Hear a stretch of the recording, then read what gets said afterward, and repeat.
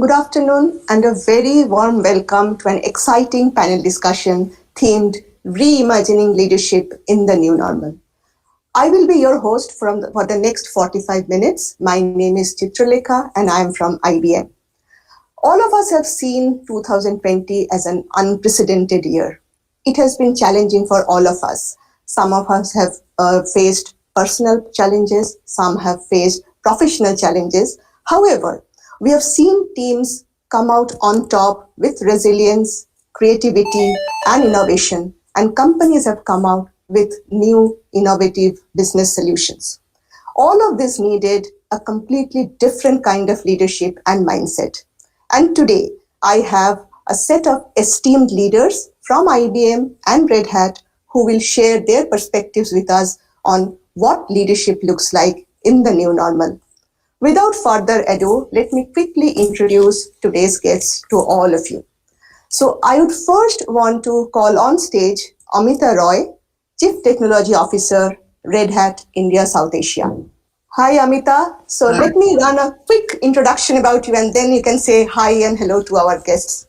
Amita heads the Solution Architecture team for Red Hat India South Asia and is responsible for providing technical leadership and direction to a team engaged with clients and partners to bring the power of open source technologies to enterprises. Prior to Red Hat, Amita Roy was leading the solution consulting teams for SaaS cloud applications at Oracle India. She has also spent a number of years with IBM. So actually, this is kind of homecoming to her. In her last role at IBM, she was leading the technical sales and services teams across IBM's software portfolio of analytics, IoT, commerce, security, cloud, middleware, and industry solutions. She has, over her career spanning over 2 decades, seen the key shifts in technology that have disrupted the world. Welcome, Amita, to the panel discussion. Thank you, Chitralekha. My pleasure to be here. Hi, everyone. Okay, so let me now call on the next speaker for the day. I would want to welcome Anuj Malhotra, Senior Partner, Client Services Leader, Service Lines and Operations, IBM GBS Client Innovation Center. Hey, Amita. Hi Anuj. Welcome on stage. So let me talk a little bit about Anuj as well. So Anuj is a business executive with more than 30 years of experience. Sorry, I have not said his age, but you can guess that. He has deep skills in IT services, management consulting, and he has served across global markets in various roles. Right now, he leads IBM's practices globally across all the client innovation centers. His role also includes personal ownership of and direction to all the practices and the technology garages and labs at the largest innovation center that IBM runs out of India. He is also the operations leader for the center in India and owns all the related functions, be it business operations, resource and capacity management, learning, reskilling, and the list goes on.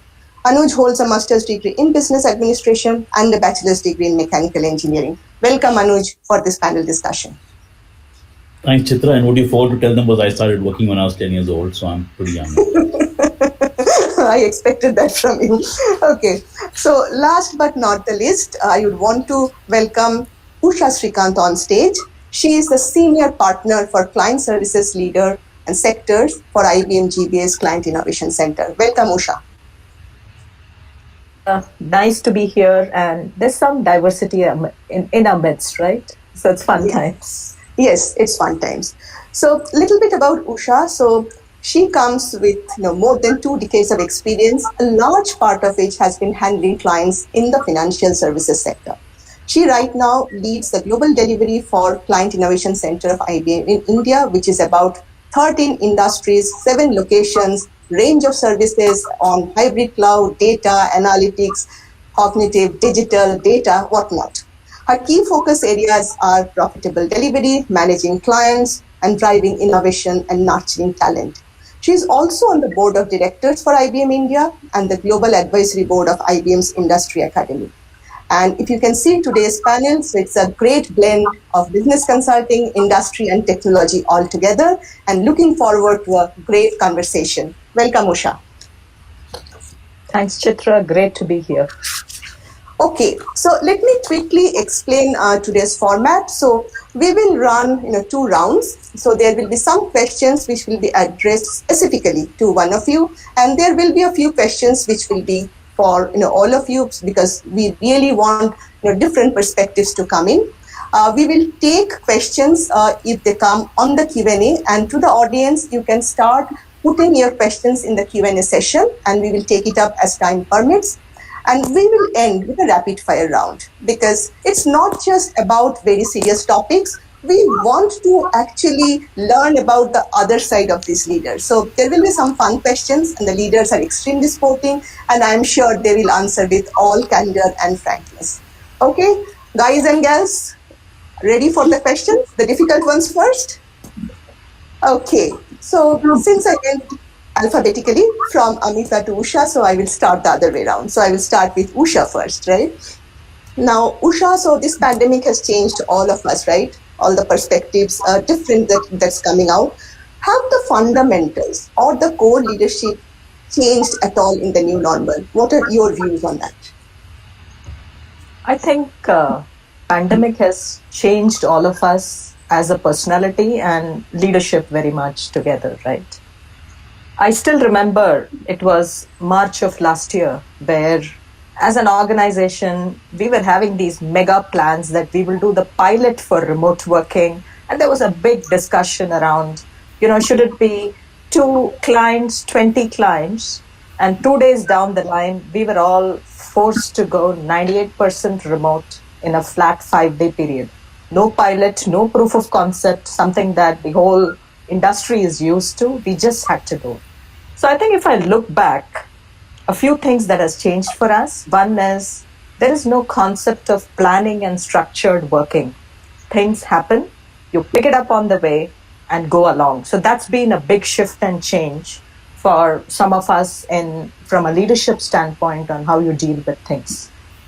I think the second thing which I saw shifting is usually, I would always call someone, and the last one in a way related to the first one is dealing with a lot of uncertainty and fuzziness and getting comfortable with it in the new normal, because we were not going through a prescribed path where we could train and certify ourselves and get going, right? We were all doing it first time in our lives.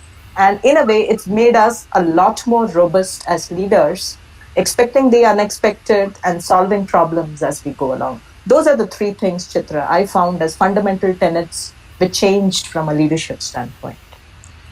And great insights, Usha, right? So I really picked up the just-in-time concept, right? So no planning, nothing. It's all about extempore, be on stage and perform, right? So that's the way that we did, I think, the last year.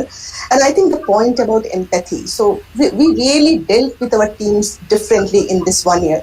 I think I have spoken to my teams much more than I have actually done maybe over the last 5 years. That's the way it has changed. But thank you so much, Usha, for the insights.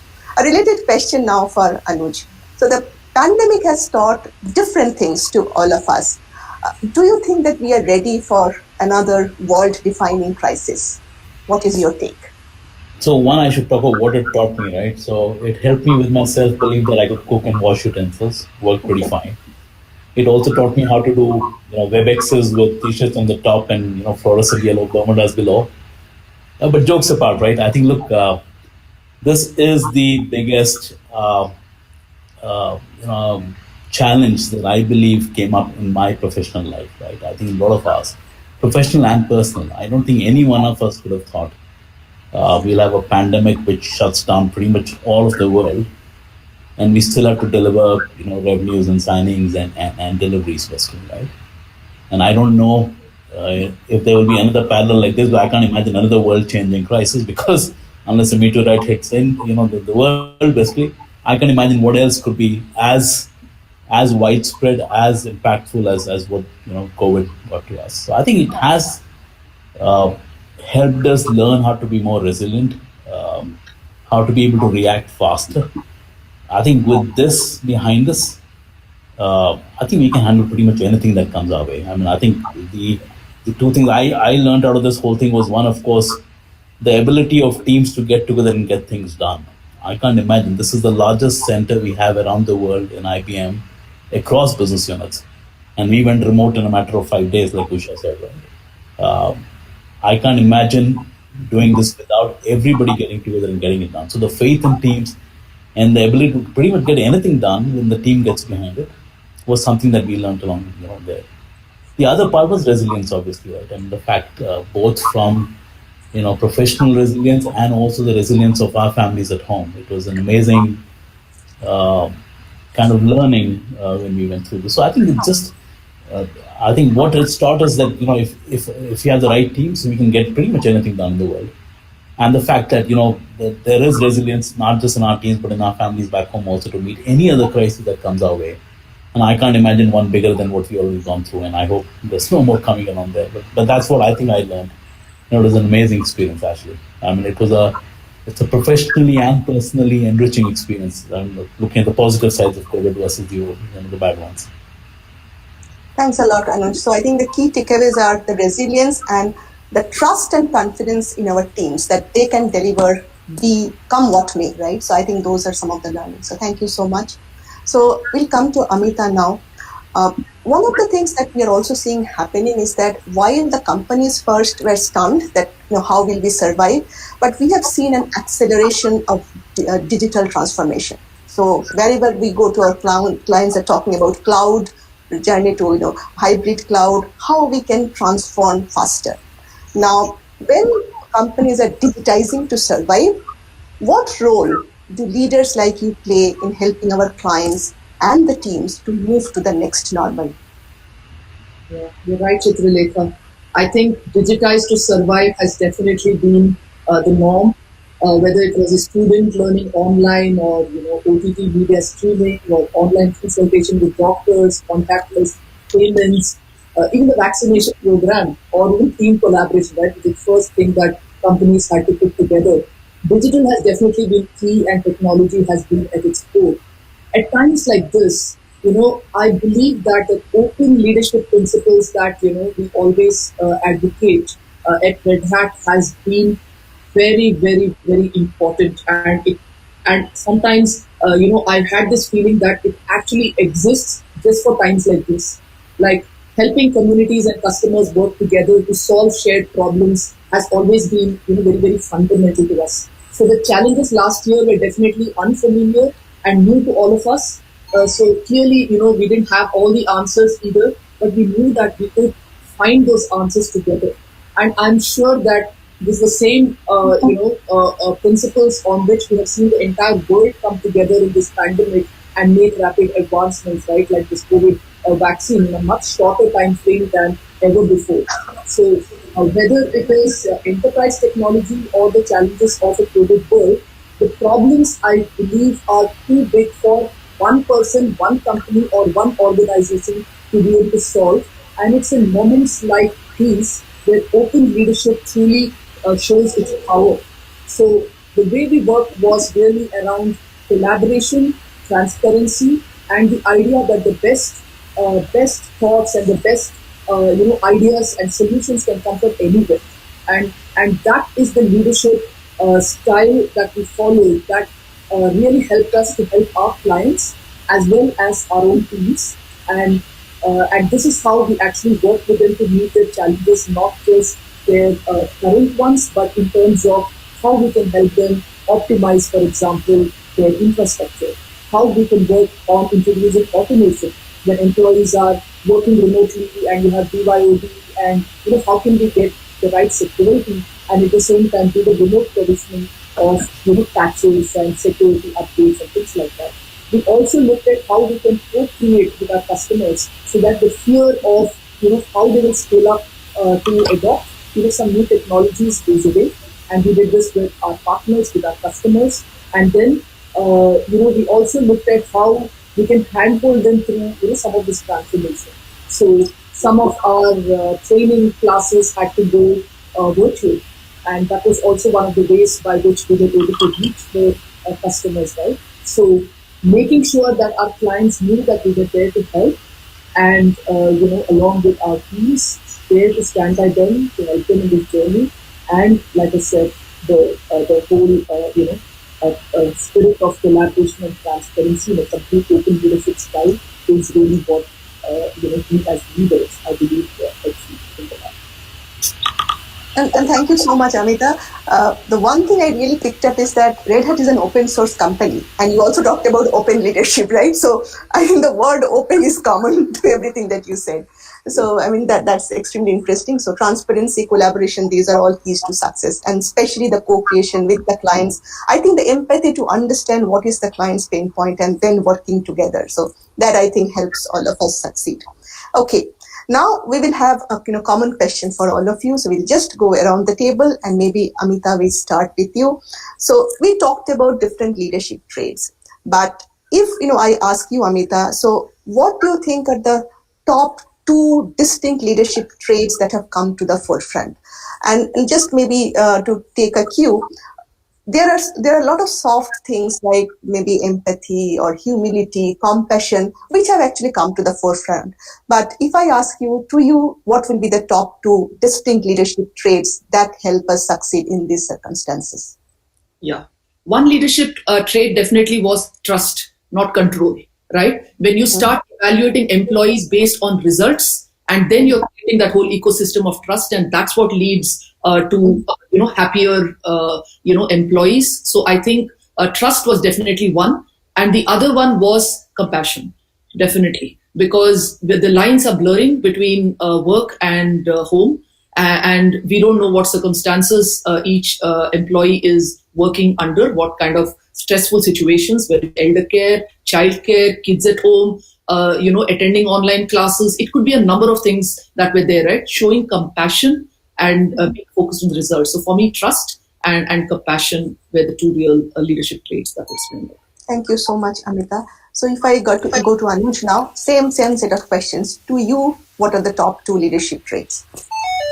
I'll just go a little different. I think it is one I would say is infectious enthusiasm, right? I mean, it's very difficult when everybody's on a WebEx and everybody's remote, right? I think your tone, the way you come across in a WebEx, the infectious enthusiasm, I believe, is a big factor to keep teams going and going strong when you are not in direct contact with them face to face, right? So I would just say infectious enthusiasm.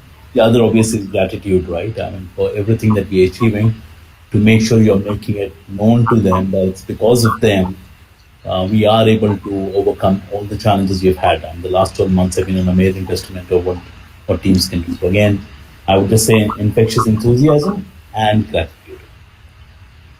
Thank you so much. Okay, so Usha, what about you?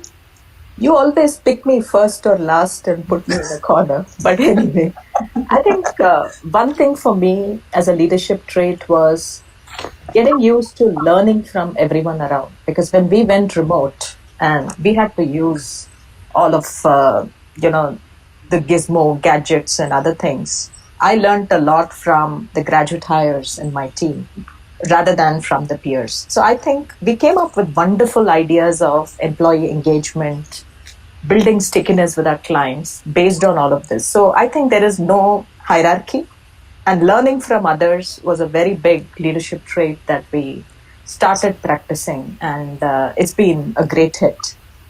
I think the second thing for me as a leadership trait was practice the whole, and it was there in the chat as well. So practice this whole thing yourself around mental wellness, because the WebEx and 8 hours staring at the screen, whether it is WebEx, Zoom or MS Team, doesn't really matter. That can make you grow old by 10 years in a span of 10 days. So the whole thing of giving importance and attention to mental wellness and practicing it was the other trait I would say I embodied. And I must say, Anuj and I are colleagues. I bet him to that, whether it was on yoga or the number of kilometers I ran, and I feel good about it. And my team loves that spirit. Yeah. Okay. So I think, we actually talked about 6 different things, which is good. There was no common thing. So we talked about trust, compassion, infectious enthusiasm, gratitude, lot of learning and mental wellness. So I think, 6 great points. And most of us, I think, learned from all of these. So thank you so much. So we'll go to now our next round. So again, questions. We'll start with Usha. So Usha is first or last. Sorry about that. Okay. So this is a little different kind of a question. Now our work environment has now changed drastically. So all of us talked about we are working from home. The environment has changed, and we also are seeing a lot of automation coming in. The everyday activity. Now obviously the human mind and technology, they will have to coexist and they complement each other. So do you think that we are overdoing automation right now, or do you think we are okay? What really helps you decide what to automate, and when do you really focus more on the human mind? Any suggestions from you? That's a loaded question. I think, there is this whole aspect in our day-to-day working, whether it is with clients on building a new, transformation program that we work on, consulting with clients, dabbling with technology. There is a good amount of thinking and driving things into completion, where there is a lot of decisioning involved. There is a lot of working together in the teams in order to arrive at a solution. Some of these things, one can argue, AI, machine learning can do it all. But my belief is, I think it needs human beings still. And I would look at whatever is there as a standard repetitive process, start with automation over there, which is what everybody around the world is doing at this point in time. And to me, when you look at automation and when you look at a human, I don't see automation or the bots completely replacing the human beings, but they are only going to be facilitating, enabling us to do the job better. So if you look at wealth management as an area within financial services, the automated bots help a financial advisor in order to drive better resolution to the questions and come up with recommendations for a high net worth individual. But ultimately, the decision based on various permutation combinations is done by a wealth advisor. It's a boon because you don't have a lot of experienced wealth advisors in the market, but it doesn't, a bot can't completely take away, in my view. So I think we are in an era where the bots and human beings will coexist, and we will redefine our entire work and our entire approach over a period of time. That's what my belief is, and I can almost visualize myself in a platform world with bots coexisting with us and doing all the work. And it's going to be, a Star Trek kind of a movie that we're going to be getting into in the command center. You do, and there's magic that's happening. That's already real today, Chitra. So I see both of them coexisting. It's not either or, in my point of view. Anusha, we are not bots, so we four are individuals over here. Okay. So next question is for Amita. So again, we see a technology explosion, right? And we also are seeing that barriers are getting lowered. The business models have a very low shelf life right now. Everything is changing. It's an era of technology disruption, but we have to remain relevant and current. So as an organization, how do you really take care that you are future-proofing your capabilities and capacities, and you are adding value to your clients? Right, Chitralekha. So for most organizations, right, definitely technology might have been a saving grace, right? Whether it was enabling a new customer-facing process or a new virtual collaboration options, the kind of tools that you have to use, etc. And at a bigger level, many organizations also then looked at how they could leverage technology, maybe to get onto more reliable technology platforms, or begin a whole cloud native application approach, right? So this entire year, that has passed, has definitely influenced the future trends of how organizations are going to go about doing their business, and how some individuals within the organization, right, it could be the CXO or the teams that come up with in terms of how they're going to lead this whole digital transformation. Because business continues to happen, right? You're either disrupting or getting disrupted. So very, very simple advice we have for customers in terms of how they can future-proof their organization and their entire technology landscape, and that is a new, we use the word open again, and open architecture. Open standardized processes, and what Usha already touched upon, which is automation. And all of this requires a cultural change because it involves people, and therefore we tell our customers that in order to achieve this, look at your people and look at your processes and look at your the automation that you're bringing in, that take away some of the manual errors or the mundane tasks away. So by doing that, we have a lot more flexibility. And then it's not just public cloud, right? And no customer will only go for public cloud, although they did see the potential that it has. They will have some requirements to be on the private cloud. They will have some requirements to have some things in their own data centers or on-prem on bare metal servers. So the kind of flexibility that they need can only come from an open architecture. So leveraging any cloud footprint anytime, or bare metal servers, or whatever is the heterogeneous environment, is the way that they can really thrive and future proof. And therefore we talk to them about thinking about platforms that are open, that can span across heterogeneous environments, standardizing on an open architecture that allows them to take advantage of APIs and things like that to bring in the best of breed technologies without worrying about locking themselves to any vendor. Open architecture, standard processes, automation tools is really the way they can go about doing that in itself. Thank you so much, Amita. So I think the 4 tenets you talked about: open architecture, flexibility, standardization, and automation, and obviously a culture shift in the way that we work with people, processes, and technology. Thank you so much, and I'm sure Usha and Anuj also agree to it, and I see them nodding their heads. So, Anuj, now the last question for this round to you. So we have learned a lot in the COVID world, right? So for me, I think, the last year has been the learning year for me. I don't think I have learned so much. But how can the leaders really shape a sustainable post-COVID world? How do we build it back better? Any thoughts around that? Yeah, interesting. I think if you go to the definition of sustainable leadership, right, there are 3 pegs to that definition, right? Economic performance of the unit that you belong to, right?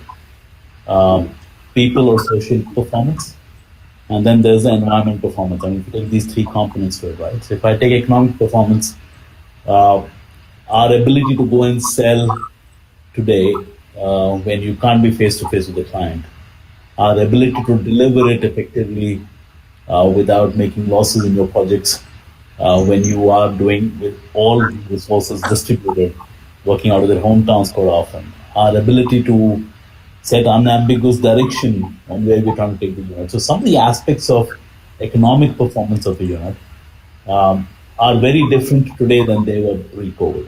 Right? We're selling with no touch to clients, basically remotely. We are delivering with no touch to employees, which is remote employees.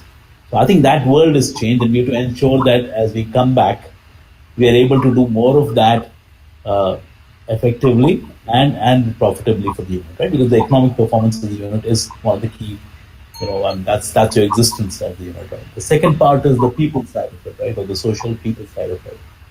Our ability to engage changes now, and we've been engaging with employees very, very differently today. The amount of empathy that comes in, the organizational culture that you want to drive of innovation or of risk taking, you have to do all of that around people. Engagement, empathy, innovation, risk taking, all of that, connect with resources and directing them all remotely, right? And in the foreseeable future, when we get back to work, and not very easy to call out when exactly, we'll have to make sure that we are able to do that without having to bring everybody back into the same office, right? So the people social side of it, besides making money in a unit, also how you're going to manage the teams that you have, how will you direct them, how will you work with them, how do you engage with them. And the last part is, in that peg of economic performance, social, societal social performance is environment, right? Uh, the I mean, if any of us question the power of nature, I think the last 12 months have woken us up saying, look, we are smaller than the world around us and we're smaller than nature, right? So I think we have to start thinking of what we need to do, make sure that it's a sustainable planet, it's a sustainable environment. And all of us have to start thinking, saying, look, this is a kind of a wake up call for all of us, saying what nature can do to us and why it's not bigger than us. So I think, like I said, economic performance, social performance, and environmental performance. Those are three things we should start thinking about as we start looking at how do we creep back into office basically and take it from there. So it should be interesting times. And very nicely articulated, Anuj. So I think it's like a stool with three legs, right? So your economic, societal, as well as environment. And I think every one of them is important, because if one leg breaks, I think the stool falls down, right? So, and it will be a challenge for all of us, I think, to build back. So thank you so much.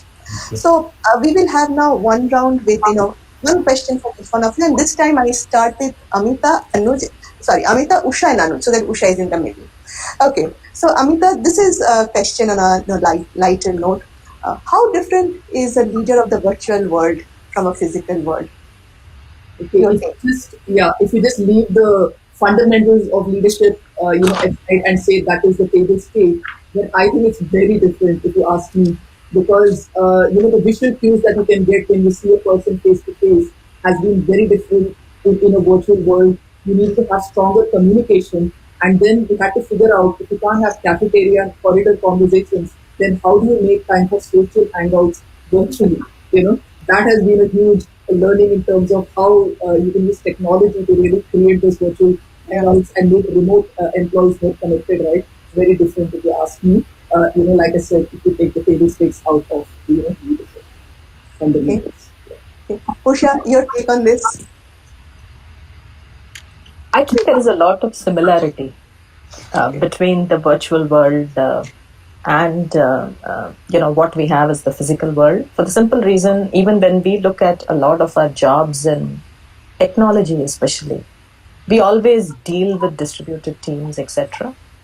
The only difference that I see, or rather an additional trait that you need to have in the virtual world, is you need to be comfortable not meeting anyone and still getting the work done. And you need to be comfortable staring at a screen for a lot of time, which need not be for the leader or the team, right? It's for everyone. Otherwise, I think the tenets are pretty much similar, is the way I look at the whole thing. Thank you. Anuj? I don't know. I think we still have to discover what it means between you and me. I think just look, it's too early to call out should leadership be any different in this new world versus the past one, right? I talked about infectious enthusiasm, right? Things that we could drive the team with enthusiasm in a room and getting them going at something is not something very easily now done through a WebEx or remotely, right? So I guess there will be a few more traits to leadership that will get added over a period of time as we look back at the last 12 months saying, do we need to be a little different when everybody's remote? Because we never designed in this world to be, separated from everybody else, right? That's the, so it's a very interesting thing. I would look forward to studies from Harvard or Sloan saying what should be a additional trait that you need a leader to be more successful in this current world versus the one which was 12 months ago. So it'll be interesting. I don't know. It's just going to be very interesting to read what the management gurus come back with on this actually.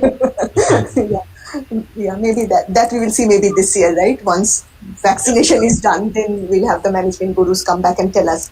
So I can see a couple of questions on the chat. So, I'll just read out them, and it's up to you who wants to answer, and all of you can pick in as well. So one question that I'm seeing on the chat window is, if you could choose one recommendation for HR leaders to help promote women in the workplace, what would it be? Okay, I would want to see more resumes in the pipeline, of women candidates, so that our talent pipeline is pretty strong when we're hiring. I would like to see more such resumes coming in the flow, especially in technical roles. Okay, message for our talent team. Okay, Anuj, Usha, you want to add anything? I'm the diversity here, so let me have a word on this one. I think definitely celebrate success, right? Mm-hmm. We want women for diversity of thought. We want women for bringing a very different dimension to us. I and Usha are two in a box when we run the center. I'm the better part of the box. That's besides the point. But otherwise, I'm just still saying it just brings a very different dimension to how we think. Both of us think very differently, by the way. I think celebrate the success, celebrate the differences. and make sure everybody understands them and why it's valuable to bring the two together. I think that's what I think we should do definitely. Usha, you want to add anything? No, I think we could go on to the next question. So some of us. Okay. So the other question I have here is, how do you prove in a predominantly male-dominated company that you have leadership skills to move your career forward? I think in my mind, leadership is not about a man or a woman. Leadership is all about our actions and how do we really make ourselves visible and demonstrate through actions. So in my mind, I think however male dominated, like I started my career in a petrochemical plant where they've never seen women. So if I just go back to those days and looking at it, it was all through actions and demonstrating the differentiation in the quality of leadership. Rest of the things follow. And what I always see is moment you start doing it, especially if it is a male dominated company, you always have a few people coming forward to mentor you, pick that up. And then the rest of it in terms of accelerating your career path and the rest of the things will flow. That's been my experience. Okay, so there are a couple of other questions, though I can see, Usha, you have responded, but maybe I'll just read them out as well. One of them is, trust is a two-way function. So how can we create and balance the same as an employer and employee? I have found that trust is built over time with the employees realizing that you care. The associates in the team that you care. So it is something that you earn over a period of time. It cannot happen overnight. They see you and they see you performing every day and keeping your word, doing what you say. That's how you build trust. That's how I think. Okay, thank you so much, Amita. The last question I can see is that when it comes to innovation in technology, it's perceived that the contribution of women is low. So how can we, as women, how can we promote more innovative ideas and leading solutions? Any tips, any suggestions from the leaders here? I think I would argue against it, right? I think if you just bring it as an equal percentage, bring a man and a woman in a room, I don't think there's going to be any difference. In fact, maybe there's going to be more variety coming out of a woman than a man, actually, casting. The challenge we have in our system is the percentage of women who we take along the path and take them into leadership roles and take them into innovation roles. It's a percentage issue versus the ability. If you bring them face to face, one to one, I don't think there's a difference. And there are cases where they will score better, right? I mean, I'm the diversity guy, so I think I'll just see the other salesmen will score much better, right? It's just that we have to try and do something like Amita said, pipeline, right? Having more and enough of them, because it's not just a numbers issue, right? If there are more men, it just sounds like they're doing more innovation. That's not a fact. You put them one on one, you'll find the difference. I think it's just, it's on all of us to try and make sure we bring enough women into innovation roles, into senior leadership, to prove that point. Otherwise it's just a percentage. There's just more men out there in cases, and they just seemingly be more innovative, which is not a fact, believe me. And Amita, do you want to add anything from your experience, your perspective to this? Yeah, I think one other aspect over whatever Anuj talked about, which are all correct, is that the women should speak up. If they have an idea, if you have a seat at the table, speak up, make a voice heard. That's the only way your ideas will be heard, right? So don't keep quiet, don't be hesitant, don't think about, is this a good idea or not? Will I be beaten up or ridiculed? Just say it. You get yourself heard, and that's how your ideas get promoted. Thank you so much. I think we have covered all the questions that came, and now the last round. So it's a rapid fire round, and I can ask you anything. So you have permitted me for that, and I'll start with Usha. Okay. So Usha, you have so much of responsibilities. You drive such a large center, and always escalations, right? So how do you de-stress? What is your mantra for de-stressing? I never take anything very seriously in life. I mean, you don't talk about it within the IBM organization. So I let things go the way they run. And many a time when I'm in a very difficult client escalation or a call, which is probably, 2 or 3 in a week, I don't respond immediately. I take a deep breath, go for a cup of coffee or for a walk, and then come back and try to do it. And by the way, I do a lot of yoga. And my husband tells me after I started getting more and more pro in yoga, my temper tantrums have come down. That's what he says. So I should believe him, and maybe that's my de-stressing mantra today. I hope the audience is listening to this. Thank you so much, Usha. So now very quickly, weekend hangout, long drive, movie, or reading a book? Who is it for? Anyone? No, for you, Usha. Usha, I have 5 questions for you. It's for you. Oh, okay. Long drive? Movie, reading a book. Long drive. Okay. And getting driven by someone. I don't want to drive. Someone will drive and then I'll follow. Okay, good. So again for Usha, what is your work style? Are you an early bird or are you a night owl? Early bird. Okay. So in the post-COVID world, post-vaccination, what will be your vacation destination? I will go back to Leh Ladakh. That was my last vacation destination. I loved the place. I want to go back again. Okay. Your top 2 leadership skills? Empathy and humility. Learning from others. Okay. So now to Anuj. Again, we have only 3 minutes, so I'll go fast. What have you missed most in 2020? Oh, hanging out with my teams, basically. I'm a social animal, love to go out. Just haven't been able to do that with the teams at all. Okay. So you are known to be a foodie. What do you cook best? I actually was taught how to make Rogan Josh by my mother-in-law. She's a Kashmiri. I can make a pretty decent Rogan Josh. I can give good chefs an answer their mind. So please give me the recipe offline. Okay. So next question: mountains or seaside? What is your favorite getaway? Seaside, Goa. Okay. And how do you chill out in the evenings? Golden oldies, chilled beer, aloo parathas, ice creams? Music and a drink, usually. Okay, both together. And your top 2 leadership skills? I think ability to multitask or handle variety, and then kind of a go-get-it-done attitude that I normally drive with the teams. Okay, thank you so much. So, Amita, you are now up next. So, what new learnings have you picked up during the pandemic?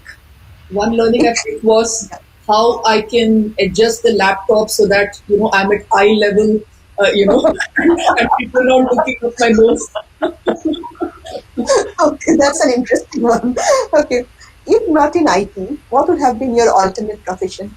A crime detective. I have grown on a staple diet of crime fiction. I binge on Netflix crime dramas. So crime detective. Okay. What motivates you to get out of bed every morning? For the last 20 years, it's been a wet nose and some dribble. You have to take the dogs out and you have to get out of bed. Okay. And how do you spend your weekend generally? I'm just a couch potato on weekends. I laze around. Okay. And your top skills? Active listening and driving change. Thank you so much. Okay, I think we're right on time. We have just the last minute. So thank you so much, all the leaders. I think we really got to see your professional side, how you really care about people, empathy, humility, how you're driving change. But I really love the last part where you opened up to your personal self. And I think the audience enjoyed it the way that I enjoyed too. So thank you so much. Again, have a wonderful day, and to the audience, have a wonderful rest of the event today. Thank you.